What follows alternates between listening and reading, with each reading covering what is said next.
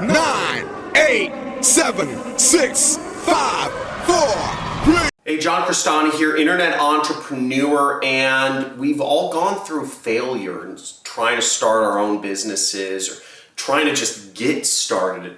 I know failure more than anyone else. I failed a number of times before I became a millionaire. I failed a number of times before I was able to create multiple sources of passive income. And my first businesses, failing was the hardest thing because now I'm used to it, right? I've got tough skin. But when you're just getting started, when nothing's working out, when you feel all alone and frustrated, that's the hardest time of when you're failing. And I'm going to go through my experience of how I was able to break through failure and become a successful internet entrepreneur, because that beginning part is the hardest part and you're not even sure why you failed. I'm going to go through all of that and what you can do step by step of how you can get out of it. Let's get it.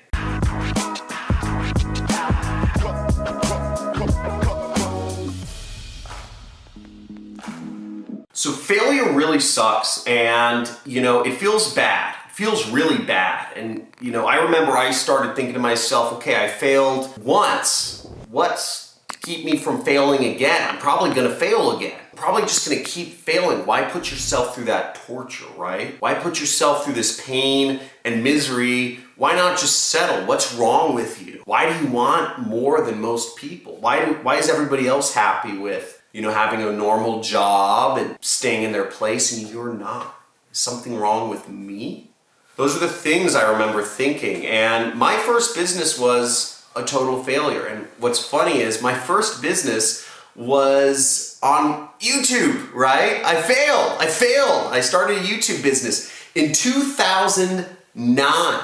I started on YouTube, post a bunch of videos, like a dozen or 15 videos, something like that. Totally failed, right? You would say, well, John, you're successful now. Yeah, 10 years later. But I failed, right? I wasn't successful at YouTube, I failed YouTube. And I was trying to start a channel. I'd read this book, The 4-Hour Work Week. Type in 4-Hour Work Week or type in 4-Hour Work Week Love if you've read it. But I read this book, The 4-Hour Work Week, and wanted to start, an internet business. And I was like, I was in Thailand and I said, oh, what am I passionate about, right? I was thinking, what is that? I thought, I love backpacking. I love low budget backpacking, travel around the world. I love meeting people. I love reading books. I love the spontaneity on the road, the serendipity of meeting people of different cultures and figuring out how to get around places where you don't even know the language. And, I'm not a stupid person. I don't think I'm stupid, but I put a lot of work into figuring out how to build a YouTube channel. I researched all the stuff that was out there, right? There wasn't a lot of stuff about how to be a YouTuber in 2009. There was barely anything. But I was like, I'm gonna do this. I'm gonna start an internet series. And I did everything I could. I did all the research. I followed up everything I thought I could, right? And I started a YouTube channel, posted up 15 videos, and it failed. Nobody watched them, right? They were watched by a couple dozen people. And I gave up. I gave up because I said, this isn't working out, this isn't making me any money, I don't have any money to support this. I wasn't in a solution-oriented mindset. I said, I failed, this YouTube thing is BS. You can't just post a video, nobody watches it. So I moved on to my second business. Now my second business, I made a little bit of money. I was super stoked. I was posting around, I was a tutor. I was in college. And I said, I'm gonna tutor other children because I'm good at math, right? So I was like, I'm gonna, I guess I'm all right at math. I failed statistics twice, but I'm all right at math, but I'm better than the international students. So I posted flyers around college advertising saying, hey, I'm a tutor, and if you want a tutor to help you with your classes, you can pay me. Something like $40 an hour, which I thought was ridiculous. I thought it was a lot of money. And I got some clients. I got some international students, mainly Asian and Middle Eastern international students, asking me to help them out. And I helped them out, and I got paid $40 an hour. And I thought I was rolling in it. I thought I was just so much money.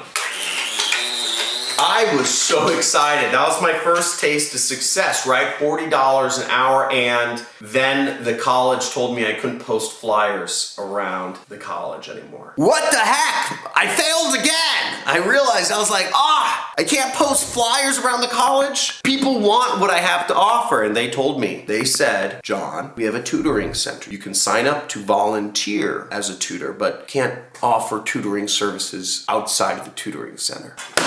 I said, what the heck, man? I didn't even know there was a tutoring center. And my second business, just like that, failed. Now you might be wondering, John, what's the point of this? Why are you telling me about all this failure? I want to talk about what I do when I fail. You might want to say, John, what do I do when I fail? Okay, I get it, you failed. Let me tell you another business I failed. I failed over and over and over and over and over again. But here's one of the key points, is I didn't quit. I never quit. I never quit. Successful entrepreneurs deal with more failure than unsuccessful ones. True story. Now my third business, I started selling online. I started selling on eBay. I was selling products. I was finding products. I was getting them from other people or other people's garages. I said, I'll give you half. I'll sell you a product. I'll sell your junk for you. You get half, I get half. I was doing stuff like that, and it started working. It started working well until it didn't. And my PayPal account got shut down for, I still don't know the reasons. They wouldn't tell me the reasons, but my PayPal account got shut down and I lost a lot of money and I wasn't able to run an eBay business anymore. And that was the next failure, and over and over and over and over again. There were more. I could go on, but I'm not going to bore you to death with all of the failures I have. The point I want to make to you is, I, John Crestani, an internet multimillionaire, you might think, oh, he grew up, everything's rosy, right? I failed more than you. But here's the difference, is I didn't whine about it. I never whine, never complain.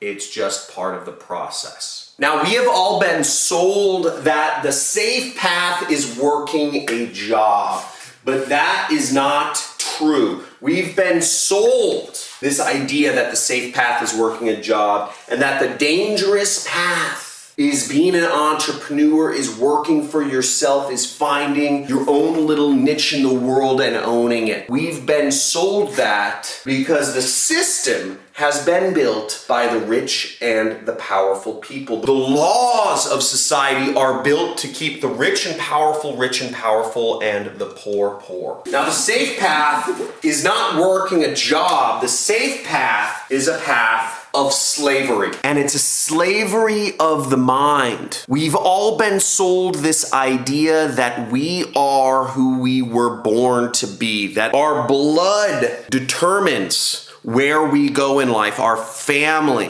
whether we were born rich or born poor or born middle class. The greatest lie that has ever been told is this. Now, entrepreneurship, it doesn't need to be your becoming a freewheeling multimillionaire flying private jets everywhere. What it can be is simply just freedom. It can be that you are a scuba diving instructor in Barbados and you are working for yourself, right? You are a contractor. It doesn't need to be a formal job. Being an entrepreneur can be you are a Uber driver, you are a mechanic, you are a handyman. It can be something where you're working for yourself, but you're not beholden to a boss. Jobs are slavery. I worked corporate job and it was awful. I worked a corporate 9 to 5. I worked my way up the system and it wasn't worth it. Now there's good news. There's 4 steps you can take when you fail. The first off is you want to write down the good that came out of your failure. Okay? Write out the good that came of it. Failure, you need to reframe it in your mind. It's normal, it's natural. We all go through failure. It's not failure, it's just part of the process. Kobe Bryant doesn't make every basket he shoots. Andre Agassi doesn't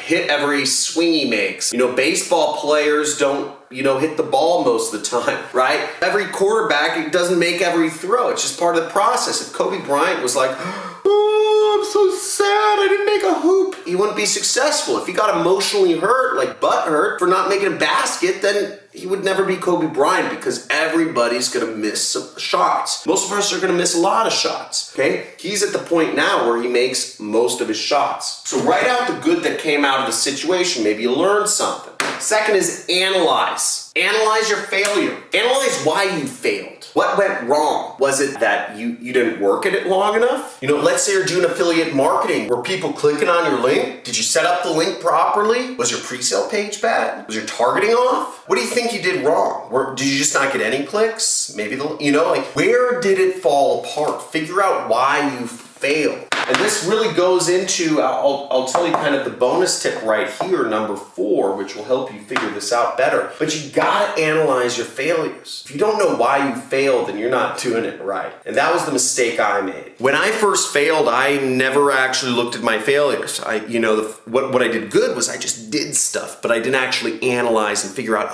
why did this business fail? Why did I get shut down from PayPal? Why did the school not like my posters? Why did, all this stuff. I never thought about it really hard so I could improve on it, which goes into number 3. Figure out improvements. Once you figure out improvements, this brings up a cool concept I like to call lensing, okay? So lensing is, there could be multiple reasons why you failed. One could be that you didn't work at it long enough. You simply just didn't work long enough at the problem, and you would have made money or succeeded or whatever you're trying to do. Another reason could be that you were doing it wrong, okay? Another reason could be that the business model doesn't work. Now, this is my horrible illustration of a magnifying glass, but a magnifying glass on a person. But lensing in and out is looking at the problem from bigger and smaller perspectives. You can say, okay, where did that problem occur? Because as I said, it could have been that you just need to try different tactics. It could be that you just need to do more stuff. It could be that the business model doesn't work.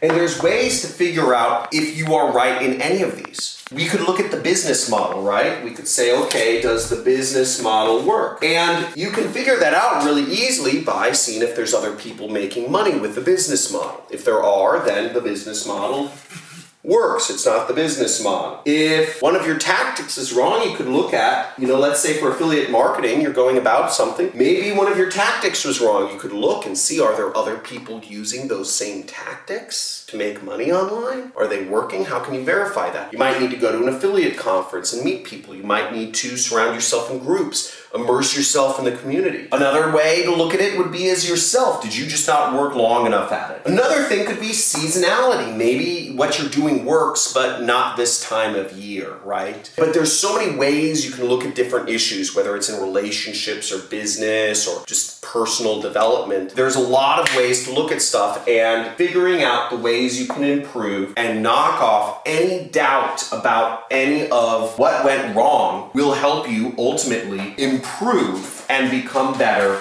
in whatever you're trying to do. And last but not least is surround yourself with successful people in the community. That whatever you're trying to do, whether it's improve your relationship or whether it's do conscious parenting or in business, surround yourself with people who are going the same direction as you, because when you do that, you're gonna figure stuff out faster. Because if you're just listening to me, then you're gonna have doubts, you're gonna have skepticism, because I'm just one point of view, and you could say, John's wrong, right? He made a lot of money probably off the backs of people, scamming people out or whatever. I don't know what you want to believe. But the point is, if I'm just your only point of view on things, I'm the only successful person in your life, you need more successful people. You need more people headed in the direction. If it's money success or relationship success, you need more people surrounding yourself, more points of view, so you can be more confident in the decisions that you make, because you are not failing.